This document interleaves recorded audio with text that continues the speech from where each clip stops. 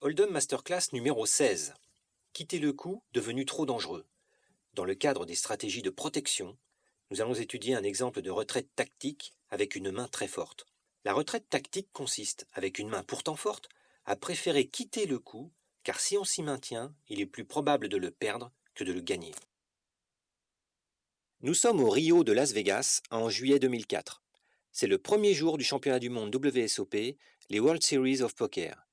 Le tournoi commence tout juste et les joueurs ont encore le buy-in de départ devant eux, c'est-à-dire 10 000 $. Nous sommes au siège numéro 10, au bouton, et nous jouons le rôle de John Juanda, un jeune joueur américain qui a déjà remporté plusieurs tournois importants. Nous possédons la paire d'As, classée numéro 1 dans les 169 mains possibles comme il est indiqué à droite de votre écran. Cette main est très puissante en ce qu'elle peut gagner le coup sans amélioration, mais elle a une faiblesse. Elle supporte mal d'affronter beaucoup d'adversaires car il est alors plus probable que le flop arrange l'un d'entre eux et batte la paire d'As. Quand on part avec une paire d'As, il faut donc la défendre, c'est-à-dire relancer, dans le seul but de raréfier les adversaires. À droite de l'écran, vous voyez aussi que cette main gagne le coup dans 29% des cas contre 9 adversaires. Ce chiffre suppose que les adversaires sont ni larges ni serrés, c'est-à-dire qu'ils voient le flop une fois sur 3 en moyenne. Si les joueurs étaient beaucoup plus serrés en allant voir le flop une fois sur 10, par exemple, la paire d'As gagnerait seulement dans 24% des cas. Inversement, si les adversaires allaient voir le flop 3 fois sur 4, elle gagnerait dans 29% des cas. D'une manière générale, en Hold'em No Limit, plus vos adversaires sont larges et plus vous avez un avantage sur eux.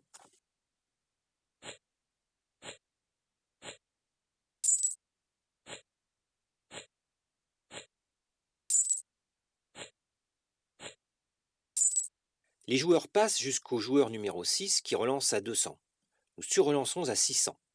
Les blinders passent et le joueur 6 suit en payant les 400 supplémentaires. Ces enchères n'ont rien de mystérieux. Un adversaire relance avant nous et comme nous sommes certains d'avoir le meilleur jeu pré-flop, nous relançons au triple. Nous recherchons clairement à nous retrouver en tête-à-tête avec Franco. Et d'ailleurs, c'est ce que nous obtenons puisque Franco suit notre sur-relance. Que devons-nous penser de sa main? Il peut avoir une paire, au moins moyenne, ou une main avec de grosses cartes comme As-Roi ou As-Dame. Nous ne connaissons pas ce joueur et en plus c'est le premier coup du tournoi, donc nous n'avons aucune lecture sur lui. Nous ignorons encore avec quel type de main il relance en milieu de parole pré-flop. La suite du coup va peut-être nous renseigner davantage. Le flop est valet 8-3 à cœur. Il est doublement menaçant. D'abord parce que les 3 cartes sont incluses dans une même couleur, ensuite parce qu'il comporte 2 cartes, le valet et le 8, incluses dans la même quinte. À cet instant, un joueur peut déjà avoir une couleur, un tirage à couleur, ou un tirage à quinte, en plus des brelans, double paire et paire éventuelle. Nous possédons une overpair grâce à notre paire d'As. Ce flop nous donne le tirage max à couleur en plus. Si nous voyons la turn et la river, nous avons une chance sur 3 de terminer couleur. Mais il y a aussi un As qui nous donnera brelan max avec les espoirs de full possible. D'une manière générale, ces flops monocolores ne doivent pas vous paralyser. Il est rare que quelqu'un possède la couleur. Quand un joueur part avec 2 cartes assorties, la probabilité qu'il a de faire couleur au flop est inférieure à 1%. En revanche, ces flops-là sont excellents pour mettre en place des bluffs. Ici, vous avez un grand avantage avec votre as de cœur. Comme il est dans votre main, il n'est pas dans la main de l'adversaire. Donc, s'il est sur un tirage à cœur, il est battable et même bluffable, car il ne peut pas avoir la couleur max.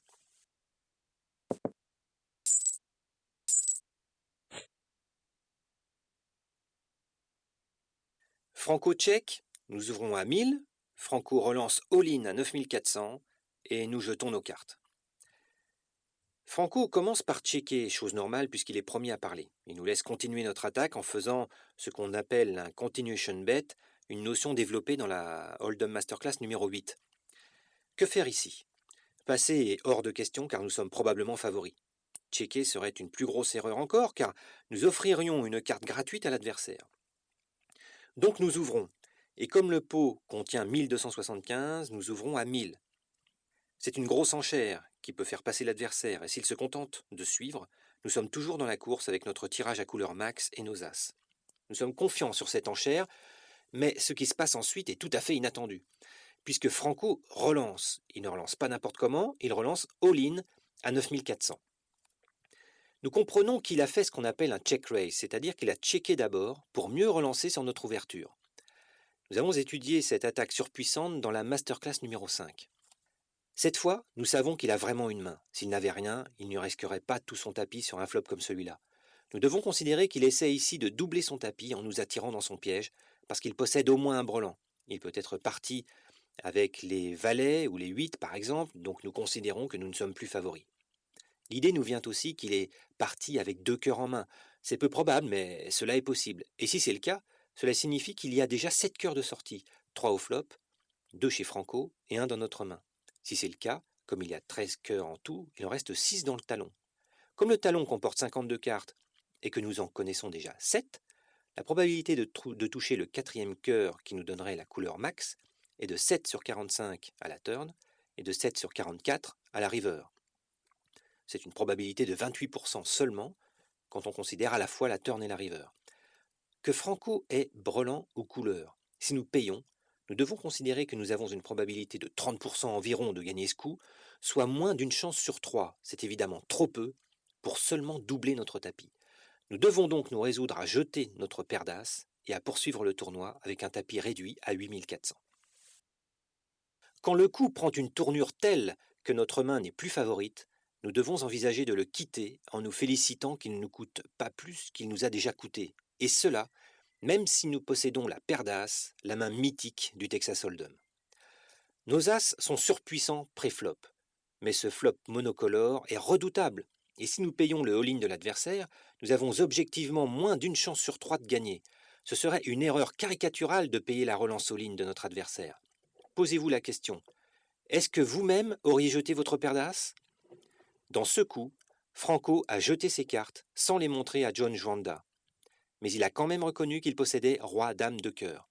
Il avait donc bien la couleur. Vous le constatez d'ailleurs si vous allez en arrière et si vous cliquez sur les cartes de Franco. John a bien joué en quittant le coup, mais Franco aussi. Comme John a fortement relancé pré-flop, il est fort probable que John possède l'as de cœur en main. Au flop, même avec sa couleur, Franco ne peut pas se permettre de laisser John tirer la couleur, car s'il la touche, Franco est perdu. Donc la seule relance que Franco puisse faire pour protéger sa couleur est de faire all-in pour s'assurer le gain du coup.